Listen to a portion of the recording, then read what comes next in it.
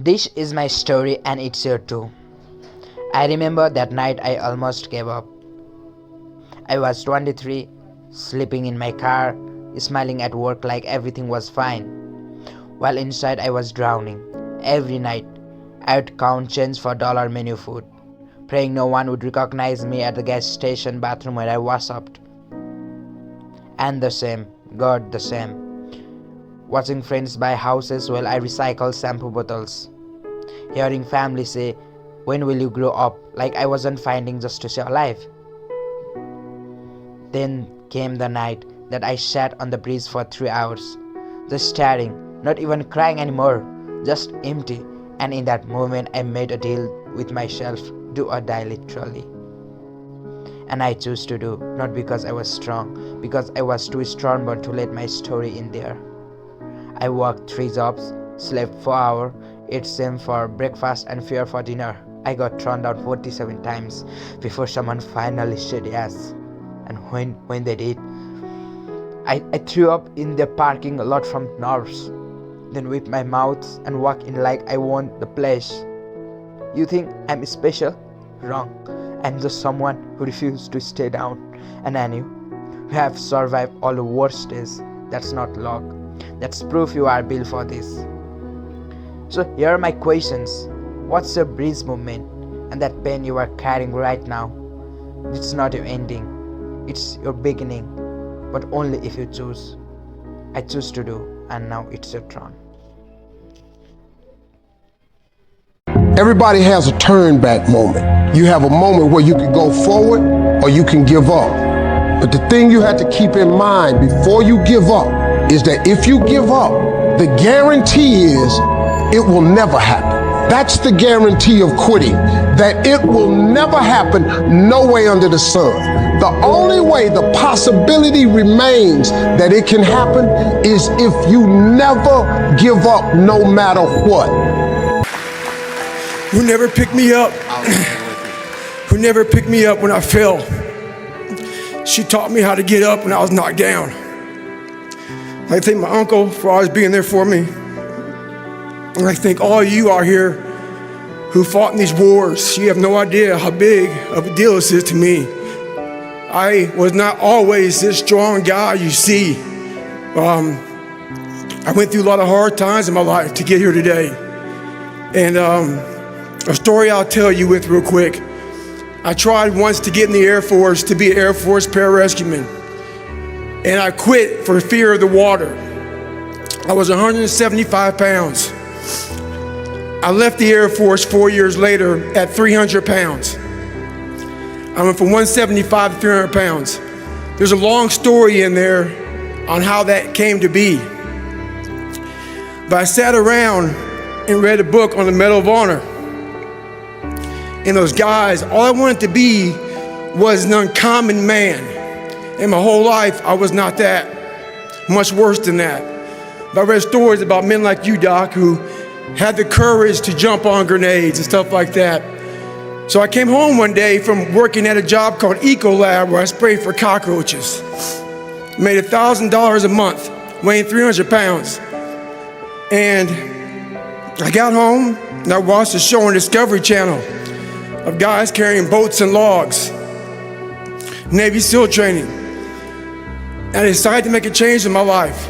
And I called the recruiter up and he asked me these questions. You had to meet a certain age, like a certain height and weight limit.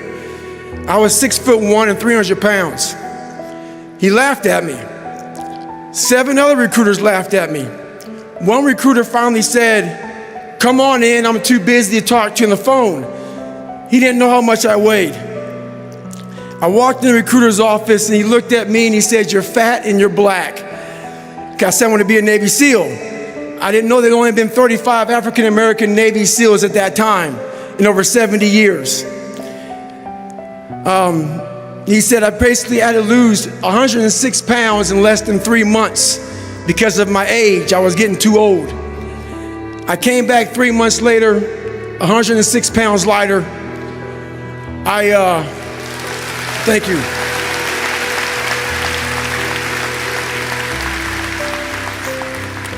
And literally, I spent 18 months going through BUDS, which is a 6-month program. Went through 3 hell weeks. That is where I met Marcus Luttrell, Danny Dietz, Michael Murphy, another Medal of Honor winner. I went through Hell Week with all these guys, real heroes. I am not a hero. I served with real heroes. And from there, I went on to raise over $2 million for the Special Operations Warrior Foundation. But I'm gonna end you with this right here.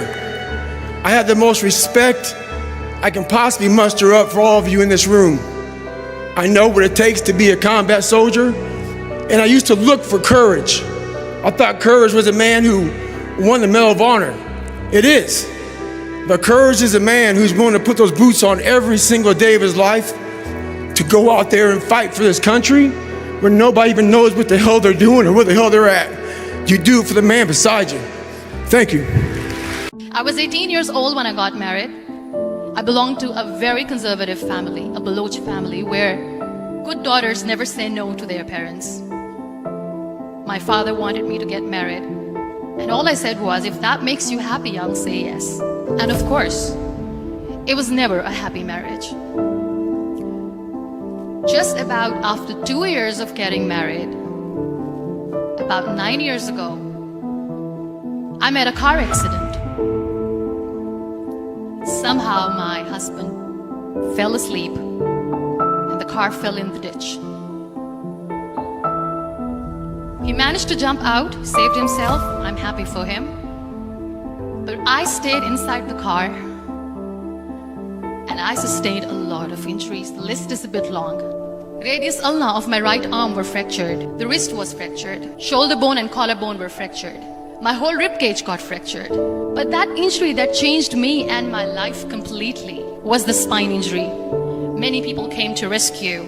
They gave me CPR. They dragged me out of the car. And while they were dragging me out, I got the complete transection of my spinal cord. Those 2.5 months in the hospital were dreadful. I was at the verge of despair. One day, doctor came to me and he said, well, I heard that you wanted to be an artist, but you ended up being a housewife. I have a bad news for you. You won't be able to paint again. Next day, doctor came to me and said, your spine injury is so bad, you won't be able to walk again. I took a deep breath and I said, it's all right. Next day, doctor came to me and said, because of your spine injury and the fixation that you have in your back, you won't be able to give birth to a child again. That day, I was devastated. I started to question my existence. Why am I even alive? So what kept me going was, one day I asked my brothers, I know I have a deformed hand, but I'm tired of looking at these white walls in the hospital and wearing these white scrubs. Bring me some colors, bring me some small canvas. I want to paint. So the very first painting I made was on my deathbed, where I painted for the very first time. What an amazing therapy it was. Without uttering a single word, I could paint my heart out. I could share my story. People used to come and say, what lovely painting, so much color. Nobody could see the grief in it. Only I could. And that day I decided that I'm going to live life for myself. When you accept yourself the way you are, the world recognizes you. It all starts from within. We have this amazing fantasy about life. This is how things should work. This is my plan. It should go as per my plan. If that doesn't happen, we give up. I never wanted to be on the wheelchair. Never thought of being on the wheelchair. This life is a test and a trial, and tests are never supposed to be easy. So when you are expecting ease from life, and life gives you lemons, then you make the lemonade, and then do not blame life for that. It is okay to be scared. It is okay to cry. Everything is okay, but giving up should not be an option. They always say that failure is not an option. Failure should be an option, because when you fail, you get up, and then you fail, and then you get up, and that keeps you going. Embrace each and every breath that you are taking. Celebrate your life. Live it. Don't die before your death.